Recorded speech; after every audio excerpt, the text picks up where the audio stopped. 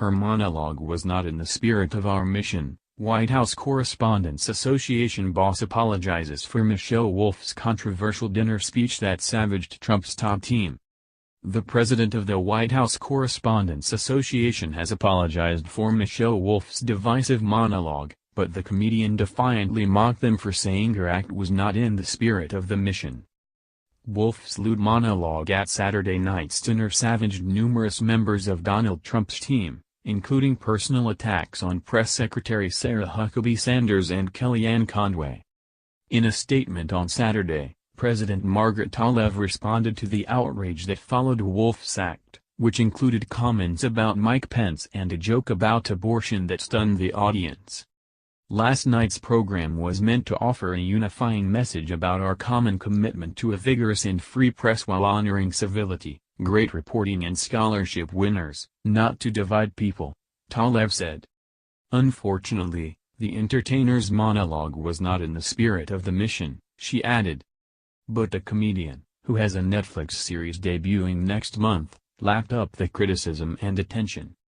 Not in the spirit of the mission, she boasted in an Instagram post shortly after Tlaib released her statement. The controversy has thrown the future of the iconic dinner into doubt, after President Donald Trump boycotted the event for the second year in a row, and Wolf's smutty act drew backlash from both liberals and conservatives. Tlaib, after drawing backlash all day over her decision to book Wolf for the dinner, quickly drew opposing criticism over her statement distancing the association from Wolf's act. This statement is as cringeworthy as any joke ever told at a #WHCD, wrote MSNBC correspondent Jacob Soboroff on Twitter. The First Amendment is cool to celebrate and embrace, except when it's not, I guess. No wonder Americans don't trust the media. Comedian Kathy Griffin, who was in attendance at the dinner after spurring her own controversy last year by posing with a fake severed Trump head, spent much of Sunday on Twitter championing Wolf and hammering any critics of her performance. "This is such bull's tea," she said in response to Tlaib's statement. Griffin added that Wolf told some jokes and you condemn her? You are a bunch of enablers. Wolf's routine at the association's annual dinner on Saturday was raunchy and controversial. "My only regret is that, to some extent, those 15 minutes are now defining 4 hours of what was a really wonderful, unifying night," Tlaib said in an interview with CNN's reliable sources on Sunday morning.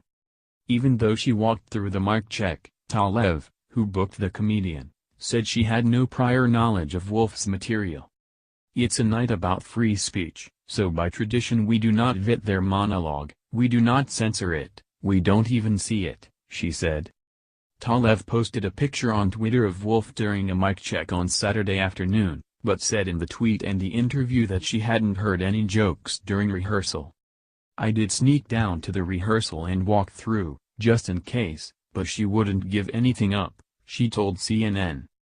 Tlaib raised eyebrows on Sunday morning with a tweet thanking Alyssa Farah, press secretary to Vice President Mike Pence. It came just a half hour after a tweet from Farah that thanked Tlaib for doing an excellent job at the dinner but also added, "Sad a classless, unfunny comedian distracted from the real purpose of the night, celebrating the First Amendment." Farah also tweeted minutes later that Wolf was out at her league attacking New York Times reporter Maggie Haberman. It wasn't clear which remark Tlaib was responding to. Tlaib did not immediately respond to a request for comment from DailyMail.com on Sunday evening.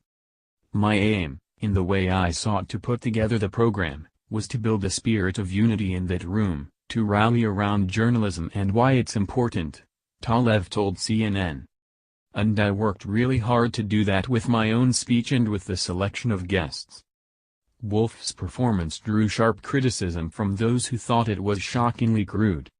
As well, some journalists felt the harsh partisan tone undermined the goal of objectivity and neutrality in the press. "Unfortunately, I don't think we advanced the cause of journalism tonight," tweeted Peter Baker of the New York Times, which does not participate in the dinner on principle. Jeff Zeleny of CNN replied in agreement with Baker, "So much important and amazing journalism this year, that should be the focus, when truth matters and is needed more than ever." It was an embarrassment in the room and surely to the audience at home. Others took exception in particular to Wolf's attacks on Sanders as the press secretary sat feet away, including mocking her appearance and calling her one of the white women who disappoint other white women. Watching a wife and mother be humiliated on national television for her looks is deplorable, tweeted MSNBC's Mika Brzezinski. I have experienced insults about my appearance from the president. All women have a duty to unite when these attacks happen and the WHCA owes Sarah an apology.